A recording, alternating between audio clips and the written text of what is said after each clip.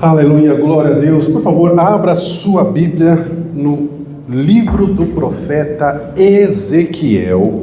E junto com o livro do profeta Ezequiel, também deixe aberto aí o Salmo 137, porque nós vamos fazer um pequeno estudo bíblico e depois nós vamos aplicar essas verdades da palavra de Deus para saber como que ela pode nos ajudar para que a gente não cometa os mesmos erros das pessoas que nós vamos comentar, que infelizmente não tiveram as melhores opções. O tema do nosso mês é enviados pelo Espírito Santo e nós vamos falar sobre o profeta Ezequiel no Vale de Ossos Secos, em Ezequiel no capítulo 37, que foi enviado a um vale onde só havia ossos secos. Então, livro do profeta Ezequiel, capítulo 37, a partir do versículo 1, diz o seguinte: veio a mim a mão do Senhor. Aqui é o profeta contando a experiência que ele teve. Veio sobre mim a mão do Senhor, e ele me levou pelo Espírito e me deixou no meio de um vale que estava cheio de ossos.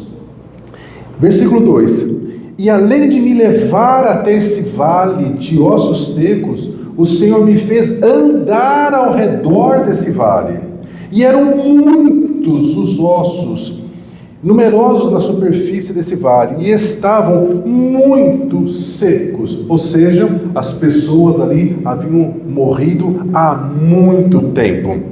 Versículo 3: então me perguntou o Senhor: filho do homem, acaso poderão reviver esses ossos? E o profeta disse: Senhor, só tu o sabes. Versículo 4: disse o Senhor a mim: profetiza a esses ossos. Olha a situação, meu irmão. Já pensou você no lugar do profeta? Num vale que se olha para todos os lados, só vê ossos secos no chão e tudo misturado, né? Porque com o passar do tempo, vento, chuva, os ossos estavam todos misturados. E vem o Senhor e diz: fala assim, olha, estou te trazendo para cá, agora eu quero que você ande, para que você veja o horror desse lugar, e agora eu quero que você profetiza sobre esses ossos.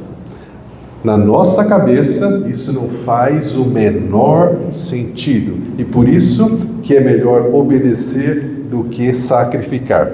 Versículo 4: disse-me o Senhor: profetiza a esses ossos e diga: ossos secos, ouçam a palavra do Senhor. Assim diz o soberano a esses ossos: eis que farei entrar o Espírito em vós, e vocês voltarão a viver. Versículo 6: colocarei tendões sobre vocês, farei crescer carne sobre o vosso corpo, sobre os vossos ossos estenderei pele, e porei em vós o Espírito, e vocês voltarão a viver, e saberão, quando acontecer essas coisas, que eu sou o Senhor. Obrigado, minha irmã. Deus abençoe. Seu galardão está garantido. Versículo 7: então profetizei, segundo o Senhor me tinha ordenado. Enquanto eu profetizava, houve um grande ruído. Era o barulho dos ossos que batiam um contra os outros ossos e se juntavam. Cada osso se juntava ao seu próprio corpo. Versículo 8: olhei, e eis que havia tendões sobre eles, e cresceram as carnes, e se estendeu a pele sobre as pessoas que estavam ali. Mas não havia neles o Espírito. Ou seja, aconteceu já o primeiro milagre. Quando ele profetizou, os ossos começaram, cada osso procurar o seu corpo, e eles começaram a se juntar, e aí então começou a surgir tendões sobre eles, surgiu a carne, por fim surgiu a pele, e ali então já não era um vale de ossos, porque agora eram corpos, mas os corpos estavam ainda deitados no chão, porque não havia nesses corpos vida alguma. Então vamos continuar a leitura. Versículo 9. Então o Senhor me disse uma segunda vez: Ezequiel, profetiza ao Espírito e diga: assim diz o Senhor Deus, venha dos quatro ventos, ó Espírito, e sopra sobre estes mortos, para que voltem a viver. Versículo 10. Profetizei como ele tinha me ordenado, e o Espírito entrou naqueles corpos, e eles voltaram a viver, e se puseram em pé, e eram um exército muito numeroso. Versículo 11. Então o Senhor me disse: filho do homem, esses ossos são toda a casa de Israel, ou seja, todo o país. Eis que dizem: os nossos ossos se secaram e morreu a nossa esperança, estamos de todo exterminados. Portanto, profetiza a eles e diga: assim diz o Senhor Deus, eis que abrirei a vossa sepultura e vos farei sair dela, ó povo meu, e vos trarei a terra de Israel. Sabereis que eu sou o Senhor, quando eu abrir a vossa sepultura e vos fizer sair dela, ó povo meu. Porém em vós o meu espírito, e vivereis, e vos estabelecerei na vossa própria terra. Então sabereis que eu, Senhor, que disse isso, o realizei. Aleluia, glórias a Deus. Meus irmãos, a gente precisa agora entender o que havia acontecido antes.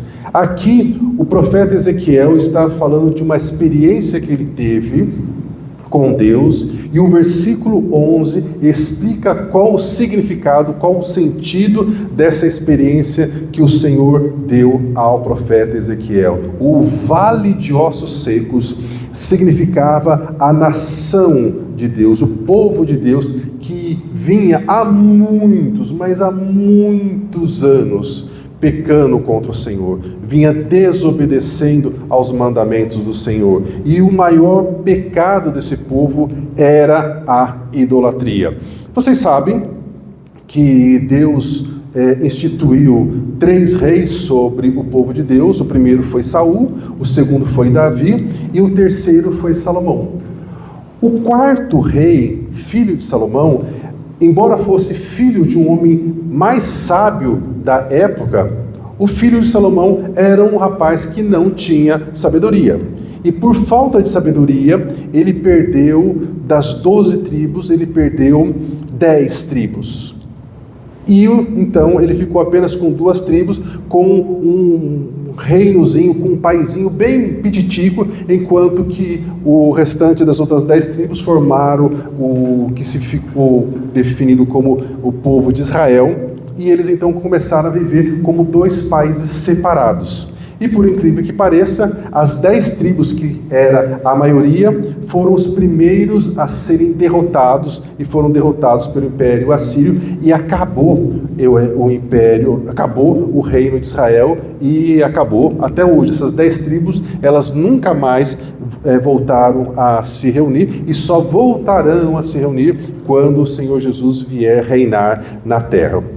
Muito bem, as outras 2 tribos, por causa da promessa que Deus tinha dado a Davi, elas continuaram a existir, mas o povo também continuava a pecar. E Deus então começou a levantar profetas para dizer: olha, vocês precisam parar de desobedecer ao Senhor. Porque a palavra, meus irmãos, diz o seguinte, que quando nós obedecemos ao Senhor, Ele estende as suas asas sobre nós e nós ficamos, como diz o Salmo 91, debaixo das asas do Altíssimo. Debaixo das asas do Altíssimo ninguém nos toca, salvo algumas exceções, quando a gente abre brecha ou quando o Senhor permite que a gente seja testado, como aconteceu com Jó. Só que quando a gente desobedece o Senhor, então o Senhor recolhe os seus braços de proteção e a gente fica entregue à nossa própria sorte. Então, para vocês entenderem como Deus é misericordioso e paciente, essa história do vale de ossos secos, ela só aconteceu porque mais de 100 anos antes dessa história, Deus deu a um homem uma resposta à oração que ele queria. Era um rei do povo de Deus, ele teve uma doença e o profeta Isaías chegou até ele e disse: olha, prepara a tua casa, prepara tuas coisas, porque você vai morrer, você não vai viver não vai sarar dessa doença. E aí a Bíblia fala que o rei chorou, pediu que Deus lhe desse a cura, lhe concedesse mais tempos de vida, e Deus lhe concedeu mais 15 anos de vida. Vocês devem lembrar disso. O fato é, meus irmãos, que nesses 15 anos a mais que ele viveu, esse rei fez coisas que trouxe uma consequência terrível para a sua própria casa, para a sua família e para o reino. E Deus disse: por causa daquilo que você fez, a Babilônia virá, o império da Babilônia, que naquele momento ainda não era muito forte, a Babilônia virá sobre vocês, levará os seus tesouros, levarão os seus filhos, tornarão seus filhos eunucos lá no reino da Babilônia, e todo o povo irá sofrer. O rei não deu bola. Então, esse rei morreu, outro rei se levantou e o povo continuava a pecar. E Deus então levantou, além do profeta Isaías, levantou o profeta Jeremias. O profeta Jeremias, ele passou a vida inteira dele dizendo: gente, vocês têm que parar com essa idolatria. Porque se vocês não pararem com essa idolatria, Deus vai recolher a mão, vai parar de proteger vocês, os inimigos virão, e em especial virá a Babilônia, e ela vai destruir o nosso povo, a nossa nação, como nunca aconteceu. E eles vinham, já de uma situação que tinha perdido 10 tribos, só era 2 tribos, então já estava pequena coisa. Mas o povo continuou a pecar. Então, chegou o momento, aproximadamente aí uns 100 anos depois disso, daquele primeiro rei que pediu para que Deus estendesse a ele mais tempo de vida. E eu, particularmente, já tive doente algumas vezes, e algumas vezes, como diz o povo, já com o pé na cova, assim. E eu lembrava disso e eu falava: Senhor, eu não sei se eu peço para o Senhor me curar ou se eu peço para o Senhor me levar. Porque se é para eu continuar vivo e fazer besteira a ponto de comprometer a minha salvação ou o futuro da minha família e dos meus filhos, é melhor que o Senhor me leve agora, que a salvação está em dia, como diz o povo, eu vou para os braços do Pai, está tudo bem.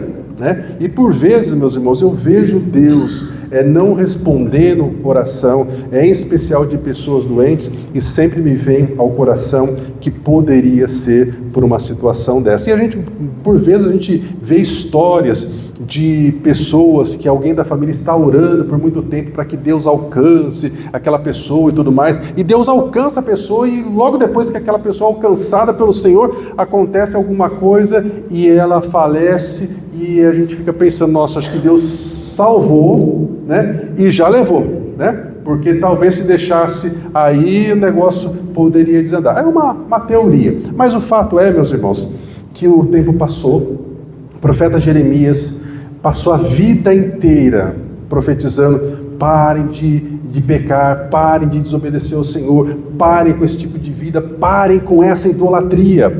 E eles não deram ouvido. Então chegou o momento que o rei Nabucodonosor, que era o rei da Babilônia, ele cercou a cidade de Jerusalém, e o rei da época não teve outra alternativa, porque não tinha força militar para resistir, e precisou fazer um acordo de paz. Qual que era o acordo de paz?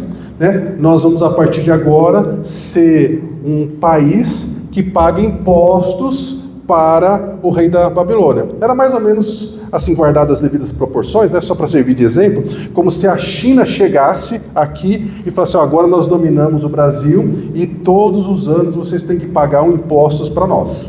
Era mais ou menos isso. Vocês vão viver a vida de vocês, vão tocando a vida de vocês, como se nada tivesse acontecido. Só que o presidente do país vai ter que pagar uma taxa anual.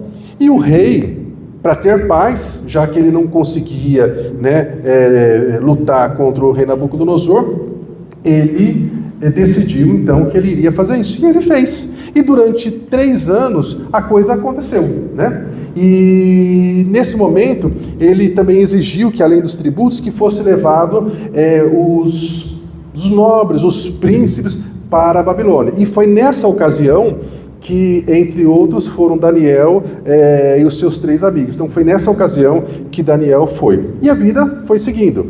Só que depois de 3 anos, esse rei virou e falou assim: não, isso está errado.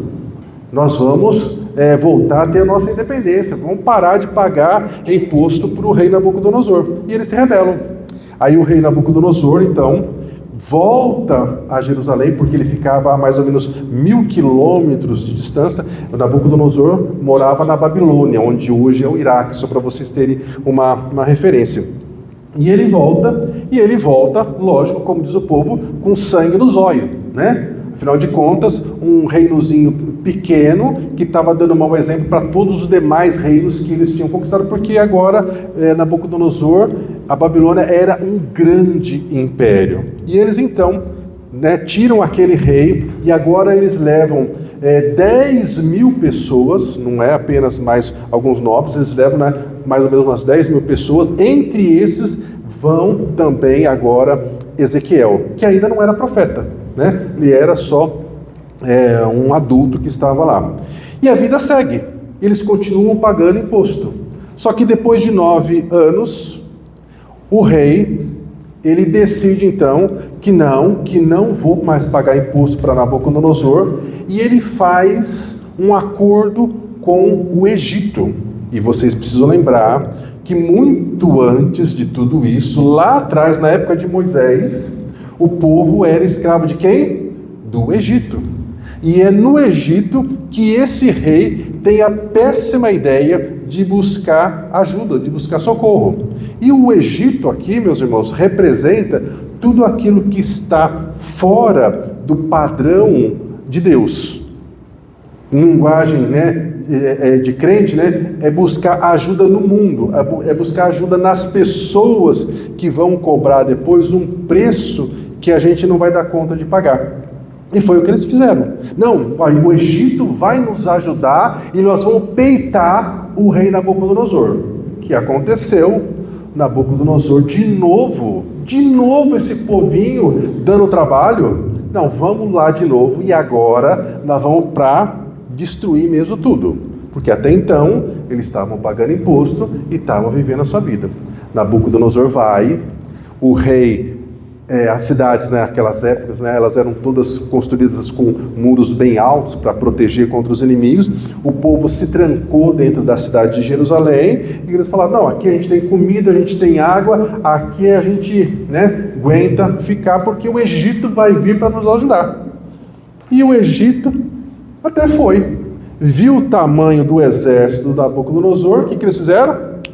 Deitaram o cabelo, como diz o povo, foram embora, e o rei ficou trancado em Jerusalém. Meus irmãos, esse é um dos episódios mais tristes do povo de Deus. A história relata que eles ficaram aproximadamente 18 meses com o rei Nabucodonosor cercando eles. Eles não podiam entrar nem sair da cidade, não podia entrar nem sair comida. Então todo o estoque de comida que eles tinham, por maior que era, o que começou a fazer? Começou a acabar a comida. E chegou numa situação tão complicada que a partir do momento que as pessoas morriam, principalmente as crianças, o que eles faziam? Eles comiam a carne das pessoas que morriam. Tamanha foi a miséria. Muitas pessoas morreram, muitas pessoas ficaram doentes, não tinham recursos. E aí, depois de 18 meses, no mês de julho de 586, eles não resistiram. O rei Nabucodonosor invadiu a cidade de Jerusalém. O rei tentou fugir, foi capturado, foi trazido de volta. Nabucodonosor, com seu exército, destruiu toda a cidade, tirou todo o ouro que havia no templo, mandou botar fogo na cidade, mandou botar fogo no templo, que era o grande orgulho do povo, destruiu o templo de Salomão e pegou o rei, trouxe os filhos do rei à frente dele e falou assim: agora a última coisa que você vai ver vão ser seus filhos serem mortos. Aí colocou o rei de frente aos filhos, matou o primeiro, matou o segundo, matou o terceiro, foi matando todos os filhos. Depois que matou todos os filhos, aí agora essa foi a última coisa que você viu na vida. Aí furaram os olhos do rei. Meus irmãos, como se isso não bastasse, ainda levaram todo o povo para a Babilônia, que ficava mais ou menos 1000 quilômetros. Então, o povo que tinha recursos, os ricos, os nobres, os generais, os coronéis, os comerciantes, os sacerdotes, o prefeito da cidade, né? Não tinha prefeito, mas só para exemplificar, os vereadores, foi todo mundo a pé até a Babilônia, andando 1000 quilômetros a pé para ser escravo lá. E aí, agora, sabendo de tudo isso, eu quero que você vá, por favor, ao Salmo 137, para você entender por que aquele salmo é um salmo tão esquisito de ler, que a gente lê e fala: mas pera lá, por que isso está na Bíblia? O que está escrito aí? Né? Então, o Salmo 137, a partir do versículo 1, diz o seguinte: as margens do rio da Babilônia. Então, qual que é o momento que esse salmo foi escrito? Depois que esse povo já tinha chegado na Babilônia, que eles estavam lá amargurados por aquilo que eles estavam vivendo, eles escreveram esse salmo. Às margens do rio da Babilônia, nós nos sentamos e choramos, lembrávamos da nossa terra, nos salgueiros que lá havia, penduramos as nossas harpas, pois aqueles que nos levaram cativos, ou seja, o povo da Babilônia, nos pediam para cantar canções, e os nossos opressores diziam para que fôssemos alegres, e diziam: cantem músicas da terra de vocês. Versículo 4: como, porém, haveríamos de cantar o cântico do Senhor em terra estranha? E aí eles começam a dizer: se eu de ti me esquecer, ó Jerusalém, que se resseque a minha mão direita, apegue-se a minha língua ao paladar, se não me lembrar de ti, se não me preferir eu, Jerusalém, a minha maior alegria. Aí ele começa a falar de outros povos que zombaram deles quando eles foram derrotados. Quando os filhos de Edom, lembra-te, Senhor, do dia de Jerusalém, pois diziam: arrasai-a até os seus fundamentos. Aí ele diz, versículo 8: filha da Babilônia, que hás de ser destruída, feliz aquele que te der o pago do mal que nos fizestes. Versículo 9: feliz aquele que pegar teus filhos e esmagá-los contra a pedra. Então, em especial, meus irmãos, esse versículo 9, que diz: feliz é a pessoa que pegar um filho da Babilônia e esmagá-los contra a pedra. Então, a gente não sabe o que se passou com a pessoa que escreveu o Salmo. A gente lê isso e a gente fica pensando: mas meu Deus do céu, mas por que isso está na Bíblia? Isso está na Bíblia por alguns motivos, entre eles, para que a pessoa que leia isso saiba, como vocês estão sabendo agora, que Deus alertou que se eles não obedecessem, as consequências viriam. E as consequências vieram. Só que eles ainda não tinham entendido que as consequências vieram por causa da desobediência deles. Eles estavam aqui culpando o povo da Babilônia por aquilo que tinha causado com eles. E quantas vezes a gente não faz a mesma coisa? A gente acha que o problema são as pessoas da nossa casa, são as pessoas da nossa família, que o problema é o governo, que o problema é isso, que o problema é aquilo, quando na verdade o problema somos nós. Por isso que em Romanos capítulo 12, versículo 2, a Bíblia fala que nós não podemos nos conformar com o nosso mundo. E por vezes a gente interpreta isso como sendo as pessoas. E tudo bem, né? Tem coisa que a gente não pode se conformar mesmo. Mas a principal coisa que a gente não pode se conformar é com a nossa maneira de viver, com a nossa maneira de pensar, com a nossa maneira de enxergar como as coisas deveriam ser. Meus irmãos, a gente precisa melhorar todos os dias. A gente precisa crescer todos os dias. Porque as pessoas não vão melhorar. As pessoas vão viver do jeito que elas acham que devem viver. E nós, como filho de Deus, nós temos que aprender como viver no padrão de Deus, do jeito que Deus quer. E a gente confunde as coisas. A gente acha que pelo fato de ter entrado para a família de Deus, tudo vai acontecer como um passe de mágica e basta vir na igreja e todos os problemas serão resolvidos. E não, a gente precisa trabalhar, a gente precisa se empenhar, a gente precisa estudar, a gente precisa aprender como resolver os problemas. Eu, em especial, gosto muito daquele momento em que Moisés está no maior apuro da sua vida, porque ele está lá com o povo que ele tirou do Egito, o faraó vem vindo contra ele, e ele vai fazer o quê? Ele vai orar. E Deus fala para ele: Moisés, por que você clama a mim? Diga ao povo que marche. Ou seja, em outros momentos, eu gosto muito de conversar com você, Moisés, mas tem hora para tudo. Agora, meu filho, é hora de trabalhar. E a gente precisa trabalhar. Precisa trabalhar para ganhar dinheiro, a gente precisa trabalhar na nossa casa para saber como lidar melhor com o cônjuge, porque o jeito de lidar com o cônjuge é de um jeito, o jeito de lidar com o filho mais velho é de um jeito, o jeito de lidar com o filho caçula é de outro jeito, e a gente precisa aprender, porque a gente é difícil, nós somos pessoas complicadas. Quando a gente aprende a lidar com uma determinada pessoa, ela começa a mudar de fase. E você também, talvez seja uma pessoa complicada, e me perdoe por dizer isso, né? Mas é bom que você saiba que talvez, em alguns momentos, você não seja a pessoa mais legal do mundo. Porque a gente sempre vai achar que a gente é a pessoa mais legal do mundo, que errado é o outro. E tudo bem, muitas vezes o outro está errado, mas e as horas que a gente está errado? A gente precisa olhar e parar e falar: puxa vida, será que eu também não estou pisando na bola e não estou sabendo? Por isso que no dia da ceia, o apóstolo Paulo diz: antes de tomar a ceia, você vai examinar a você mesmo, porque a gente é bom para examinar o outro. Se você perguntar da vida de fulano, de ciclano, eu dou até uma receita de como é que ela resolve os problemas dela. Mas e os meus? Por que é que eu não resolvo todos os meus problemas? Eu não sou tão bom assim, né? Mas eu acho que sou. Então isso é uma coisa do ser humano. Então, meus irmãos, Daniel viveu uma vida que ele não queria. Ezequiel, a mesma coisa.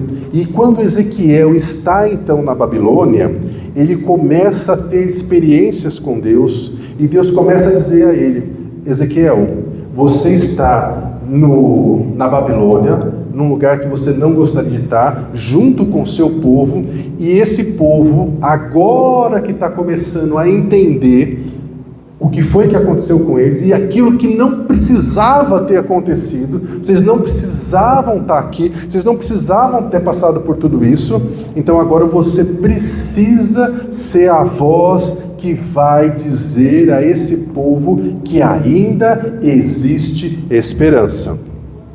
E ele começou a dizer isso. Então, quando ele é levado até aquele vale representa não apenas o reino de Judá, mas também o reino de Israel, dizendo, olha, haverá um momento em que Deus vai restaurar a vida de todos vocês. Deus vai fazer com que a sepultura se abra e tudo aquilo que estava morto, Deus vai ressuscitar.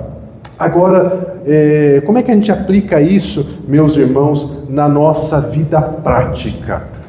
Porque se Deus está dando uma promessa que Ele vai fazer milagre na minha vida e na sua vida, a gente dá glória a Deus. Só que a tendência é a gente achar que vai ser instantâneo, basta estalar os dedos e vai estar tudo resolvido. E aí a gente tem que voltar para a visão que Deus deu para Ezequiel e entender como é que é esse processo. Era só ossos, não era só ossos? Aí ele foi juntando osso com osso, primeiro processo. Depois veio o quê? Depois veio os tendões, depois veio a carne, depois veio a pele. Era um milagre já tinha acontecido uma coisa que era impossível de imaginar, mas ainda não havia o Espírito naquilo. E muitas pessoas já conseguiram o que a maioria não conseguiu, que é manter uma família. Por mais que não seja perfeita, por mais que não seja como você gostaria, mas você já conseguiu o que muitos não conseguiu, que é manter a sua família debaixo do mesmo teto. Porque isso hoje já é uma coisa de se admirar. Quando você pega uma pessoa que diz, olha, eu estou casado há 10 anos, ele tem que olhar e falar assim, nossa, meu irmão, glória a Deus pela sua vida, porque você é um varão de respeito. Porque a meninada que está aí hoje, né, pensa que casar só para fazer uma festa e depois casa, descasa e acha que casamento é isso. Então, você já tem uma família. Glória a Deus. Talvez a sua família esteja desunida, talvez a sua família esteja com grandes problemas que hoje aos seus olhos pareçam que não tem salvação, que não tem solução. Mas aí vem a promessa de Deus. Da mesma forma que Deus juntou osso com osso, tudo aquilo que é seu, meu irmão e minha irmã, você não vai perder. Ainda que você tenha visto isso ser enterrado, ainda que você tenha visto seus sonhos serem enterrados, Deus tem uma promessa que Ele vai fazer com que essas coisas voltem à vida. Mas existe um processo. Existe um tempo, e esse tempo é o que nos pega. E o próprio pai da fé, que é Abraão, ele escorregou nisso.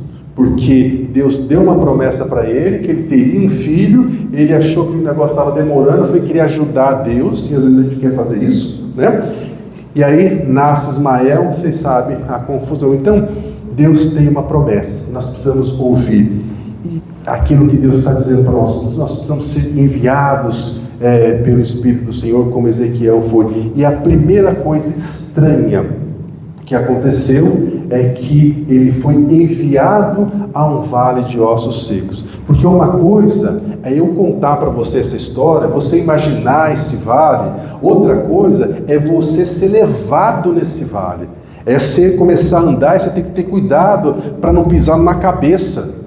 Nossa, aqui era a cabeça de uma pessoa que andava por aí, que pensava que tinha gosto, que tinha isso, que tinha aquilo. É diferente.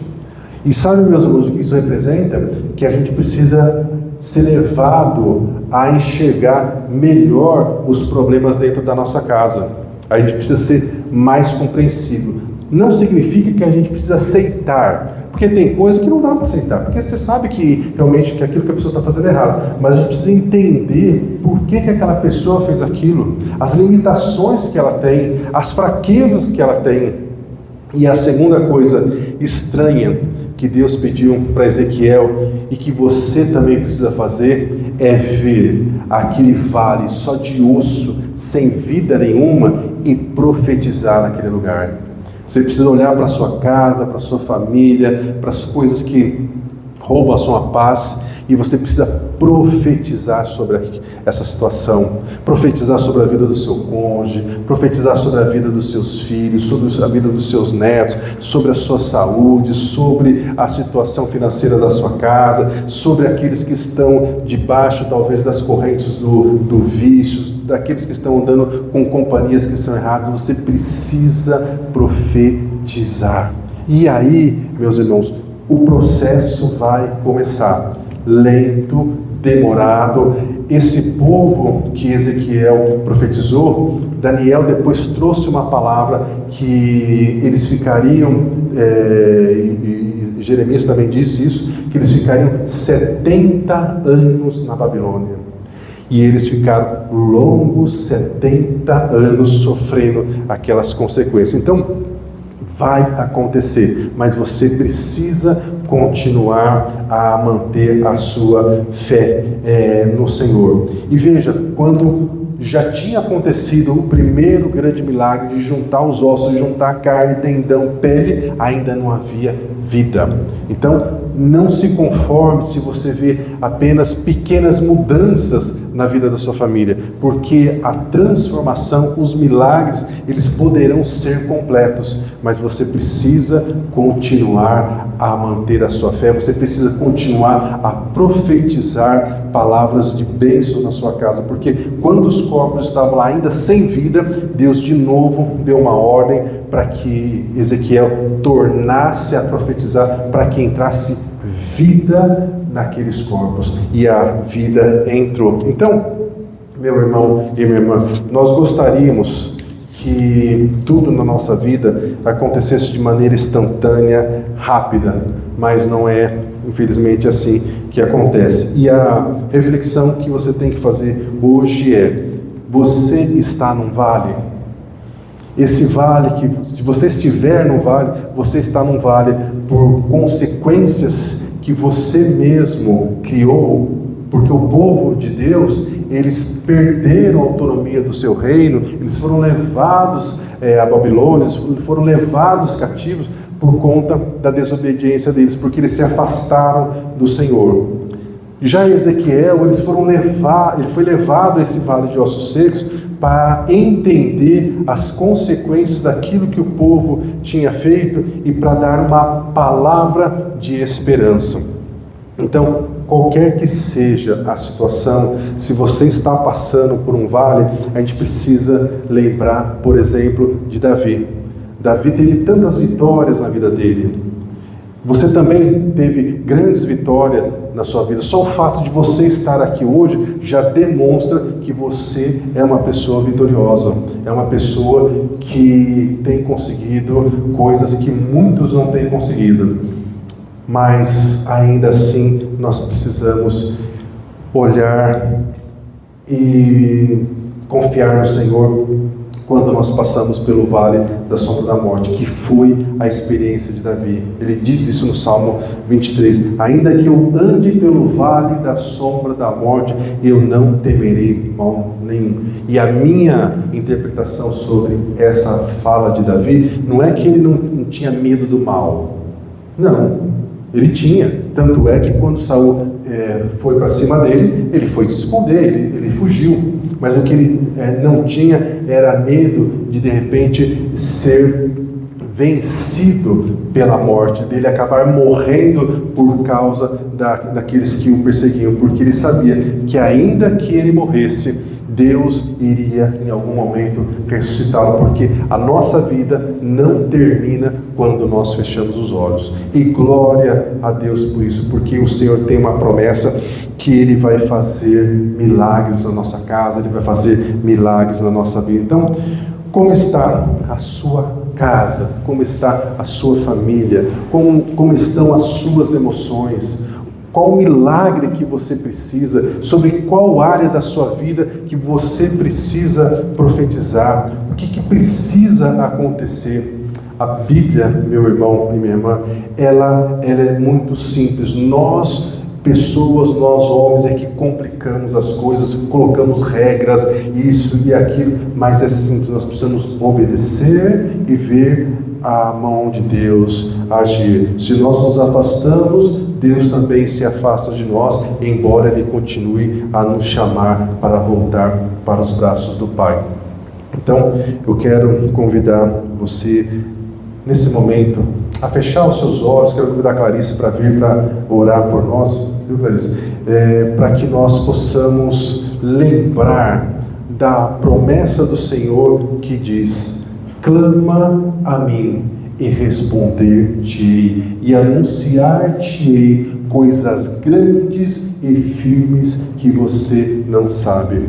Talvez você veio para esse culto essa noite pedindo ao Senhor que Ele falasse com você de uma maneira especial, e o Senhor já tem falado através do louvor, através da palavra, que você não está sozinho, você não está sozinha, mas que você vai precisar ser forte e corajoso como foi Josué, porque você ainda tem muitas batalhas pela frente, mas a boa notícia é que você não está sozinho. O seu Deus vai à sua frente. Amém? Então quero convidar você a se levantar, e junto com a Clarice nós vamos orar.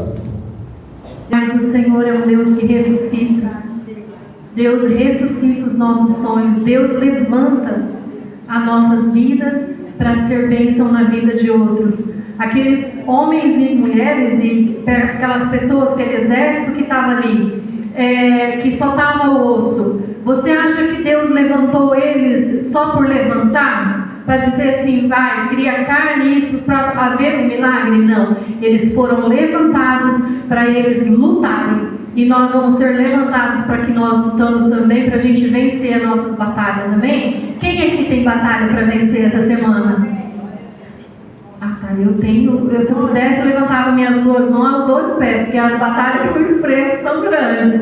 Mas eu creio num Deus todo-poderoso, que pode todas as coisas. E eu creio que eu vou sair desse vale de ossos secos, e o Senhor vai trazer carne, vai trazer vida. Aonde a morte, Deus vai trazer vida. Você crê nisso? Aonde não há, Deus vai fazer existir. É lá como diz no Novo, lá no comecinho, em Gênesis, a palavra haja luz, haja isso, haja aquilo. Você pode profetizar isso na sua casa, na sua vida, amém? Então vamos orar? Deus, nós queremos pedir ao Senhor a Tua graça nesse momento sobre cada um que aqui está, Senhor. Tua igreja está orando neste momento, falando contigo, Senhor.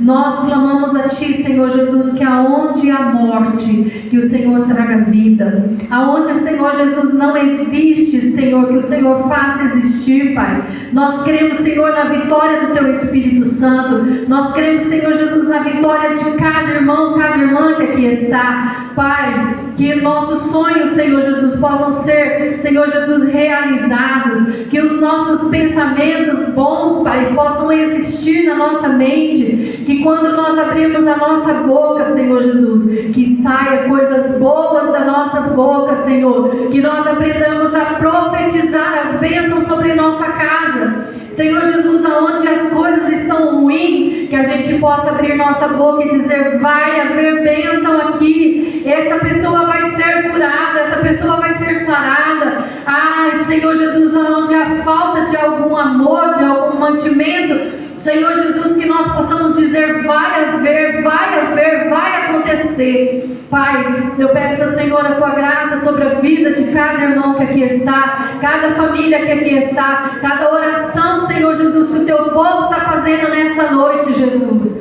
Ressuscita os nossos sonhos, ressuscita, Senhor Jesus, o desejo do nosso coração, ressuscita, Senhor Jesus, o amor, ressuscita, Senhor Jesus, a paz. Senhor, ressuscita na nossa casa, Jesus. Nós te pedimos a Tua graça, Senhor. Ressuscita, Senhor, a nossa paciência. Ressuscita, Senhor Jesus, os nossos desejos bons, Pai. Ah, Deus, que nós possamos ver, Senhor, coisas boas. Que nós possamos enxergar, Senhor Jesus, as bênçãos, Senhor, chegando. Assim, Senhor Jesus, como foi que Ezequiel profetizou ali, Senhor. E ele via chegando os tendões, ele via chegando as carnes, ele via chegando, Senhor Jesus, o couro. Deus, que nós possamos começar a enxergar isso na nossa casa. Que nós possamos começar a ver, Senhor Jesus,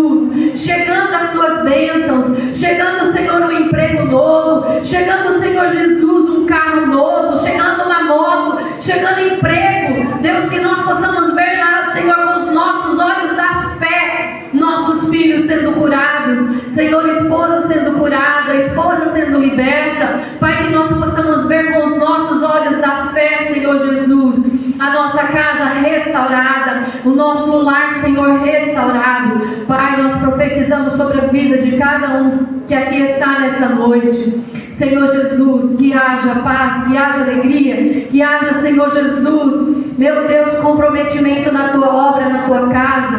Deus, que os teus filhos sintam, Senhor, amados neste lugar, cuidados neste lugar. Pai, abençoa cada lar, Senhor, cada família. Abençoa os nossos netos, abençoa nossos sobrinhos, abençoa, Senhor, nossos irmãos, abençoa, Senhor, a nossa casa, a nossa família. Abençoa, Senhor, os nossos amigos. Ah, Deus, abençoa nossos amigos. É muito fácil, Senhor. Abençoa nossos amigos, Pai. Mas também eu te peço, Deus, que o Senhor abençoe os nossos inimigos. Que eles possam ver em nós, Senhor Jesus, ah, Deus, a verdadeira face do Senhor. Que eles possam olhar para nós, Senhor Jesus, e ver pessoas, Senhor Jesus, que servem a Ti. Que nós possamos aprender a amá-los, Pai. Porque é muito fácil, Senhor, e é muito lindo nós amarmos nossos amigos. Mas, Senhor, quando nós amamos nosso inimigo, Senhor, ele vê em nós o brilho da Tua graça. Ele vê em nós o brilho do Teu amor, Jesus. Pai, que abençoa a cada um que aqui está, no nome de Jesus. Que nós possamos, Senhor, ter uma semana cheia da Tua graça. Senhor, que nós possamos ter uma semana cheia, Senhor, do Teu amor. Que a graça e a consolação do Teu Espírito Santo esteja, Senhor Jesus, no nosso lar, na nossa vida, na nossa família, trazendo paz, trazendo alegria, trazendo saúde para nós, Pai. Em nome de Jesus é o que nós te pedimos, para a glória do Senhor. Amém, Jesus. Você pode aplaudir a Jesus? Glória a Deus, glória a Deus, glória a Deus. Amém?